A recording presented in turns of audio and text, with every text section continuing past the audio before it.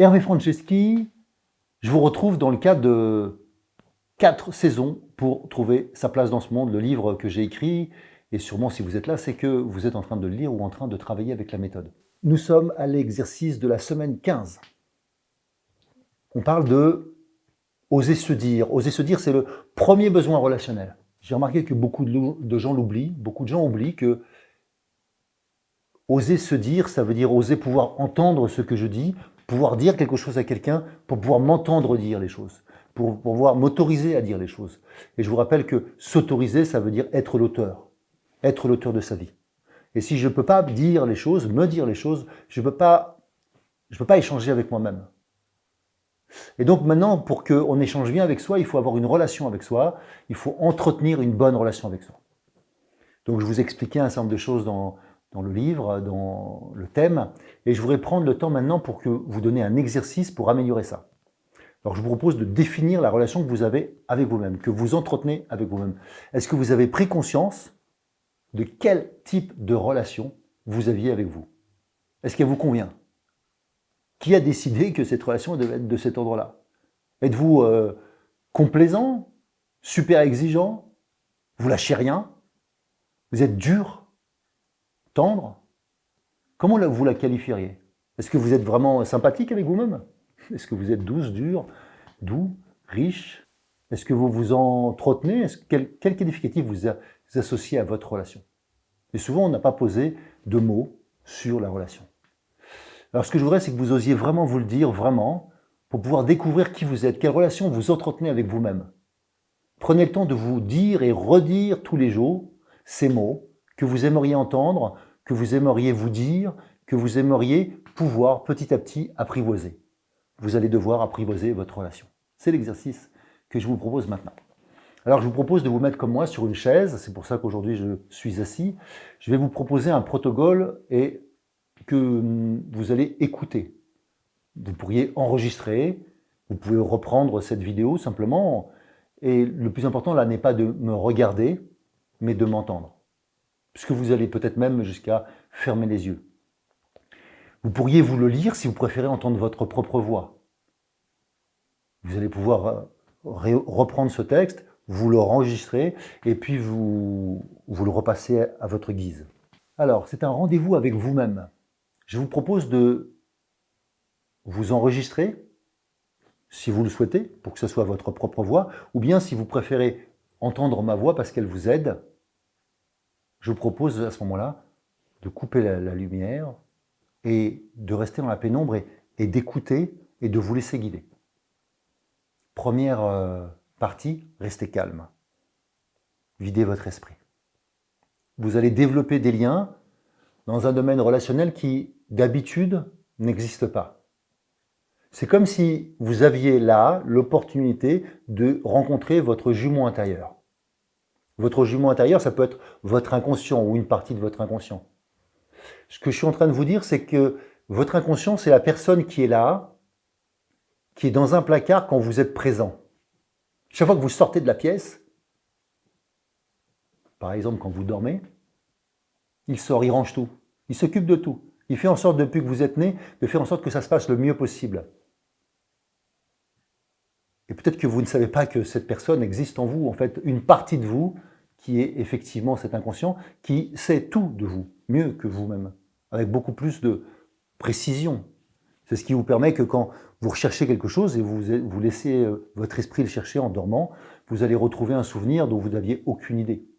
Votre inconscient voit tout d'une pièce, comme celle-ci, ici, là. Si je sortais, je serais incapable de donner autant de détails que si j'avais pris une photo et que je pouvais la décrire ensuite, parce que bien évidemment, sur la photo, je vais voir tous les détails que, oui, mon regard a vu, mais ma conscience semble beaucoup plus perdue à ce moment-là. Est-ce que j'ai prise sur ce que je vois, sur ce que j'entends, sur ce que je ressens? Alors je vous propose de fermer les yeux comme moi là maintenant et de respirer calmement. Idéalement, vous allez faire comme moi, vous n'allez pas vous mettre en bout de chaise. Si vous êtes sur un canapé, je vous propose de ne pas faire en sorte que votre dossier, que votre dos touche sur votre dossier, que vous soyez droit. Que vous puissiez mettre vos pieds à peu près à largeur d'épaule, Donc vos mains sont posées ou vos bras sont posés sur vos jambes et vous soufflez d'abord. Vous cherchez à trouver une position qui est stable. Alors il y a deux pointes sous les fesses qui s'appellent les ischions, deux pointes comme ça, et puis les deux pointes qui sont sous vos pieds, hein, qu'on appelle les coussinets, qui sont l'endroit où vous posez votre poids de votre corps quand vous levez les talons, pas vos pointes de pied, sinon vous tomberiez. Vos coussinets, c'est juste avant la voûte plantaire. Vous allez appuyer sur vos coussinets et sur vos ischions. Et naturellement, ça va vous mettre droit. Après, vous allez juste prendre le temps de souffler. Et à chaque fois que vous soufflez, vous laissez votre corps se positionner. J'inspire sans réfléchir et idéalement en ventral.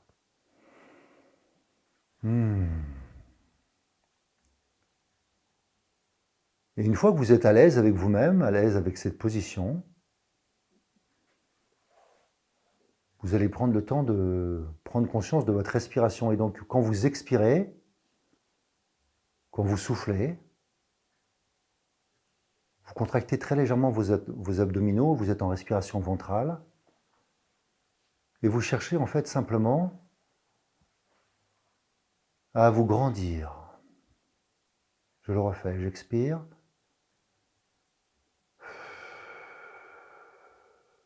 Vous pouvez bien évidemment expirer par le nez. Là, j'expire par la bouche pour que vous l'entendiez.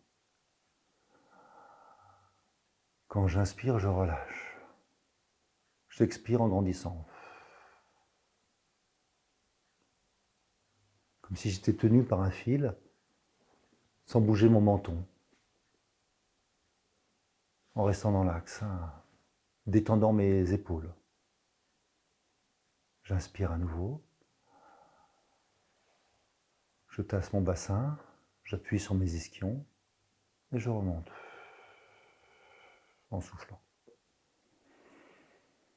Voilà, vous allez faire ça 2, 3 fois, 4 fois, 5 fois, jusqu'au moment où vous sentez que ce mouvement se fait facilement.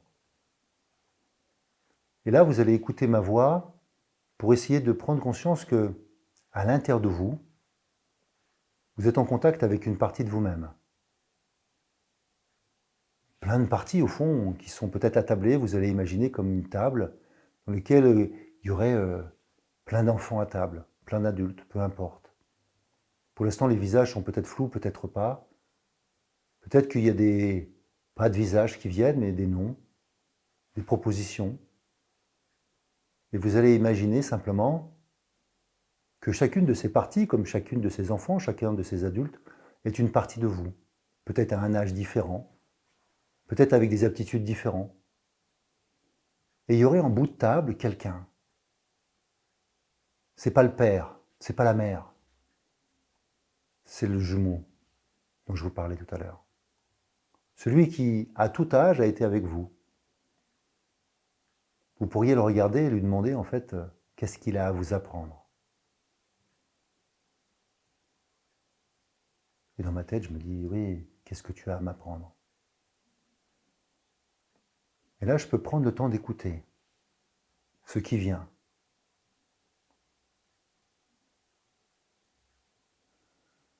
Si à ce moment-là, vous n'avez rien qui vient, ou vous avez votre pensée qui vient, vous êtes gêné parce que vous pensez à ce moment-là, c'est que vous n'avez pas assez expiré. Il faut revenir aux premières parties de l'exercice, souffler et refaites cet exercice. Vous pouvez varier en soufflant d'une manière saccadée, comme je vous l'ai proposé dans d'autres exercices.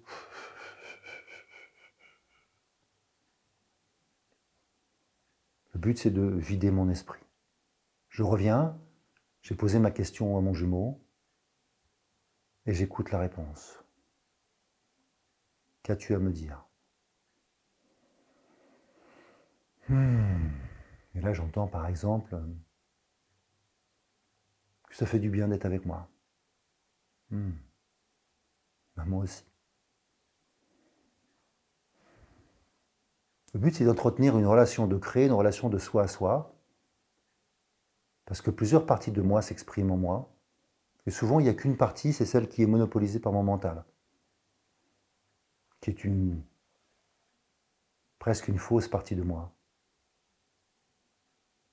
une partie construite, bloquée par mon ego souvent. Si je veux être en contact avec profondément qui je suis à l'intérieur, il faut que je laisse apparaître ce jumeau intérieur. Cette personnalité qui parfois ne s'exprime pas, bloquée par le caractère. Si j'étais vraiment en contact avec moi, qu'est-ce que je pourrais apprendre de moi? Peut-être mes désirs profonds. Donc je pose la question à mon jumeau. C'est quoi mes désirs profonds là, maintenant? Il n'y a pas de désir dans l'absolu, il y a juste ce qui se passe dans l'instant.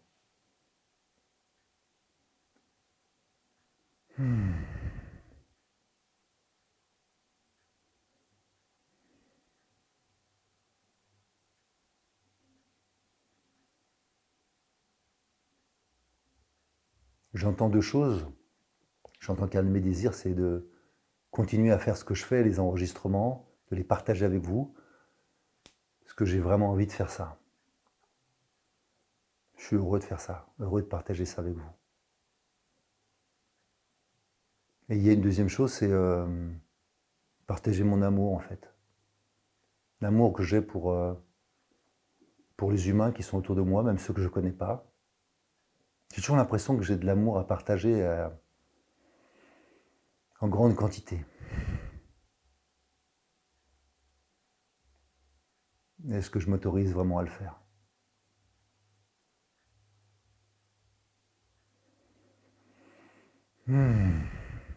Je lâche prise sur ce que je viens de me dire parce qu'en fait, je pourrais partir dans ouais, t'en fais pas assez, je ne sais quoi. Ok. Je reste centré sur ce que je viens d'entendre. Merci. Je remercie mon jumeau de m'aider sur mes désirs profonds. Comment je pourrais améliorer ma relation, puisque c'était le sujet, comment je pourrais améliorer ma relation à moi? Je demande à mon inconscient, quelque part, à mon jumeau, qui me connaît depuis que je suis né, de m'aider à avoir davantage conscience de la relation qui serait juste pour moi d'entretenir.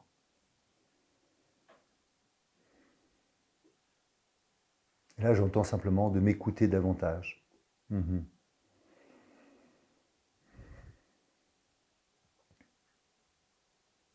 J'entends aussi de ne pas forcer inutilement. Je me reconnais. Par moments, j'ai besoin d'en faire un peu trop.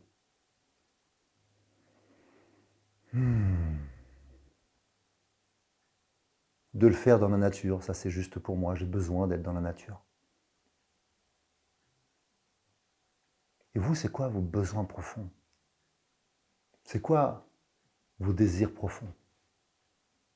Qu'est-ce qui vous a été proposé? Prenez le temps de faire et refaire cet exercice pour aller de plus en plus profond en vous, pour savoir écouter davantage votre potentiel. Je souhaite, comme vous, que vous puissiez utiliser le potentiel non exprimé. À très bientôt.